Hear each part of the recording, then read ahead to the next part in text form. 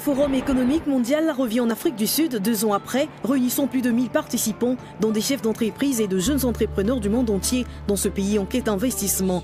Le président Cyril Ramaphosa entend concrétiser sa promesse de redresser l'économie du pays et de regagner la confiance des investisseurs. L'économie la plus développée d'Afrique connaît actuellement une croissance de 3,1% du PIB au deuxième trimestre 2019. La réalité est que notre économie est en pleine croissance. En pleine croissance pour relever les défis auxquels notre pays fait face actuellement. Et l'économie crée de nouveaux emplois. Les emplois créés ne suffisent pas à faire baisser le taux global du chômage. La 4e révolution industrielle étant l'un des moyens de résorber le chômage, l'Afrique du Sud veut être à la pointe de cette mise en œuvre. Globalement, la crainte avec la 4e révolution industrielle est qu'elle pourrait faire disparaître les emplois. Mais d'après les conversations tenues ici en Afrique du Sud, les parties prenantes sont fermement convaincues que la nouvelle ère créera de nouvelles opportunités, tout comme l'ère de l'information a créé des emplois qui étaient inimaginables il y a 20 ans environ. En tant qu'Afrique, qu'est-ce que nous voulons identifier? Nous avons eu beaucoup de pays, le Kenya, le Rwanda. Nous déployons des services de santé en utilisant le drone. Qui produit ces drones? Qui les programme? Et c'est dans cette optique que nous disons, en tant qu'Afrique, nous devons aller de l'avant. Quelle est la force du Kenya, celle de la Zambie, que l'Afrique du Sud n'a pas? Nous devons collaborer ensemble. Mais on craint également que la 4e révolution n'exclue les jeunes, en particulier les femmes et les filles. Les compétences sont la meilleure façon de procéder. Nous devons fournir des compétences numériques à ceux qui n'en ont pas. Nous devons nous assurer d'investir dans les différentes ressources. Le plus important est d'identifier ce qui doit être le créneau de l'Afrique dans la 4e révolution industrielle. La question de l'inégalité s'est également posée en relation avec les perspectives de croissance du commerce transfrontalier à travers le continent. Les discussions sur l'accord de libre-échange ont été accueillis par les acteurs locaux et internationaux depuis sa ratification. La zone continentale de libre-échange était l'un des points forts des discussions. Comment empêcher les monopoles existants? Ils finiront par dominer le marché panafricain. Mais je pense que nous avons la bonne approche, l'approche politique. Nous pouvons finir par l'éviter et créer réellement une nouvelle opportunité pour conduire la nouvelle économie à pénétrer l'économie du continent africain.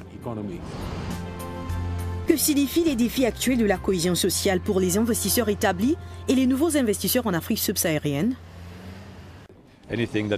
Tout ce qui affecte nos employés nous inquiète. Je crois maintenant que les restructurations en cours au sein du gouvernement sont très encourageantes.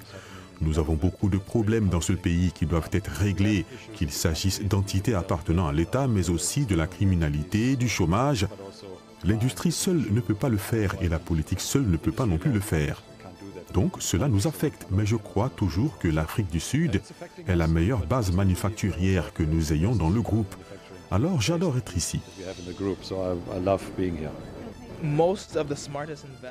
La plupart des investisseurs les plus intelligents investissent réellement dans des périodes qui ne semblent pas confortables ou populaires. Donc je suis encore plus confiant mais aussi stratégique sur la nuance. De quelle manière pouvons-nous investir dans la jeune génération parce qu'elle a besoin de voir l'espoir? Je pense que pour moi, c'est à cause du climat actuel que nous avons besoin d'investir stratégiquement, parce que c'est la seule façon pour moi de voir un avenir plus collaboratif. L'investissement que nous avons lancé en Afrique du Sud, spécifiquement pour la création d'emplois, est en train d'incuber de petits partenaires et s'étend également au-delà des frontières de l'Afrique du Sud. Nous avons un centre de pointe qui est aussi en partie un centre d'incubation au Kenya. Nous prévoyons de reconstruire un au Nigeria. Ce qui est intéressant à propos de ces centres de bordure, c'est qu'ils vont se connecter les uns aux autres.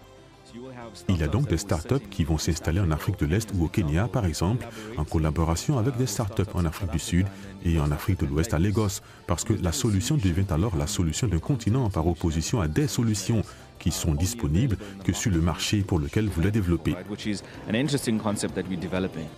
Et cela reflète la reconnaissance partagée par les secteurs privés et publics et pour encourager la cohésion sociale sur le continent. Les différents chefs d'État et personnalités influentes présentes au Forum économique mondial ont également réitéré la nécessité urgente de s'unir en un seul peuple autour de l'Afrique afin de lui assurer un avenir économiquement autonome et stable. Vous êtes nouveau sur la chaîne, n'oubliez pas de vous abonner et d'activer la notification pour ne rater aucune de nos prochaines vidéos.